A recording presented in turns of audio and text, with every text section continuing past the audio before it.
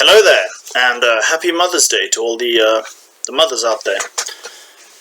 It's because it's Mother's Day. I thought I'd quickly do an introduction to mtDNA.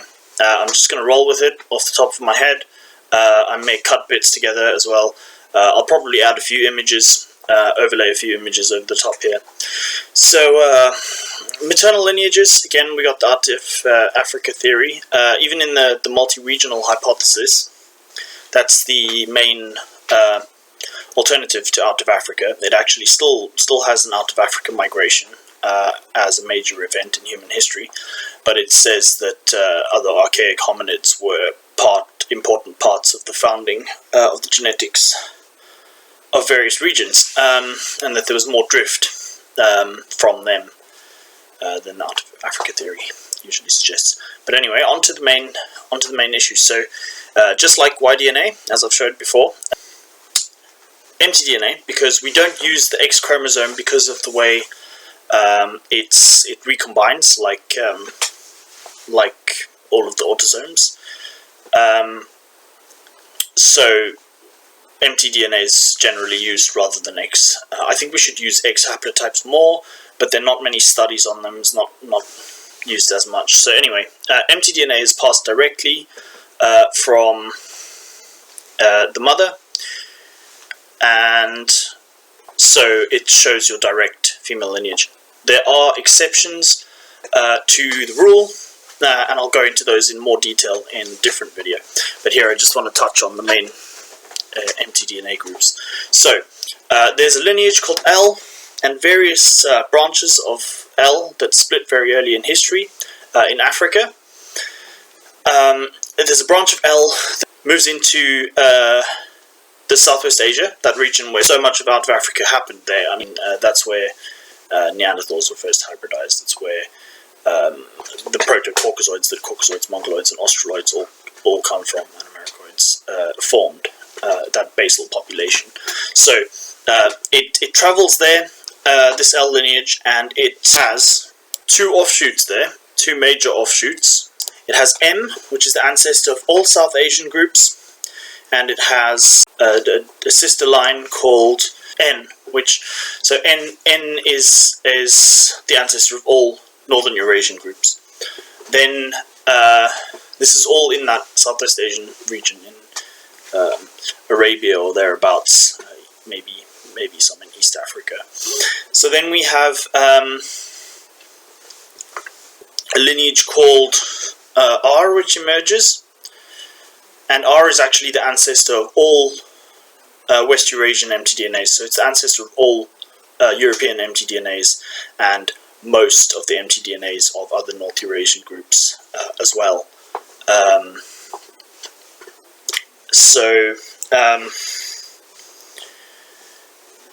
R then splits off into a clade called HV, which was the main one, it splits into many clades. HV and U are the biggest clades. HV splits into H in the west and V in the east. That's what became dominant of the early Cro-Magnon mtDNAs. But U was always found among them. U has a special subclade called K, which is often named separately. K is very interesting because U as a whole and K in particular have interesting effects on the wiring of the brain.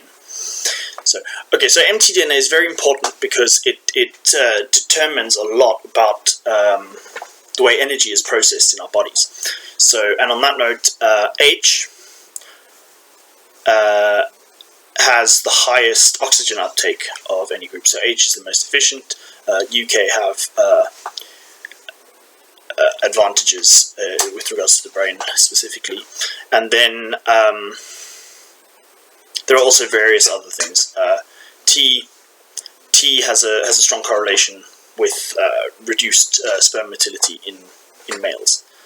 But as I said, this is passed from maternities. In Europeans, U, K, as I've said, and H, and in the east V, are huge clades.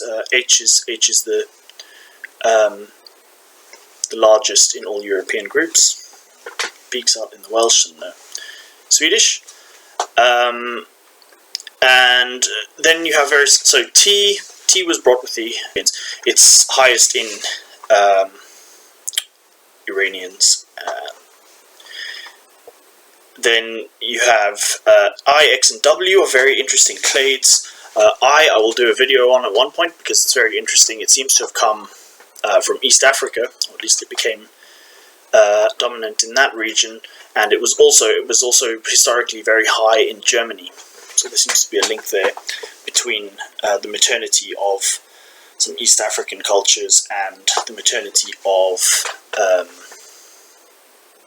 the pre-Aryan German linear Bandkeramic culture, which was a farmer culture that had already assimilated many Western hunter-gatherers, the previous peoples of the area. K, so K, this K subclade of U has lots of subclades, and the interesting thing is that in both Cro-Magnons and Indo-Europeans, there's always a clade of U, a subclade of U, that is prevalent, but there are different subclades in different people. Some clades are wholly absent, and some clades are a large, part, a significant part in different. So the sisters of U were very successful, but in different amounts, in different places, different.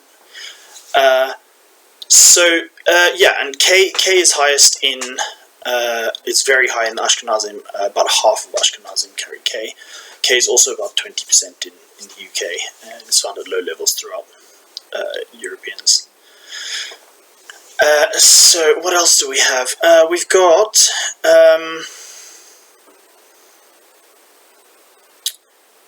X I've talked about before. That's the Solutrean one. That's the one that is found in highest quantity in the Druze, and the only nation where it's significant, over 5%, is Turkey.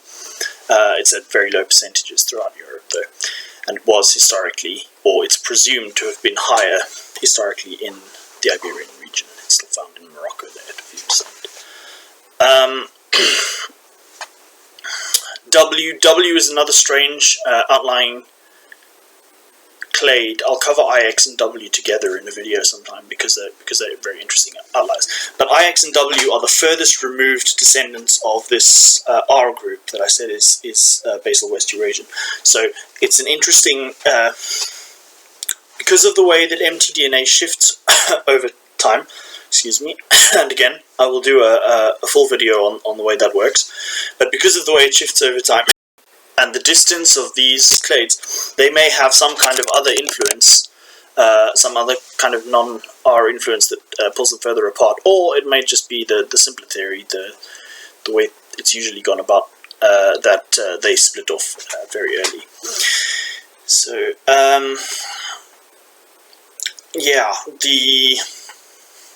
because I'm just going with the flow, the L variation is very interesting, but I don't remember exactly the details offhand.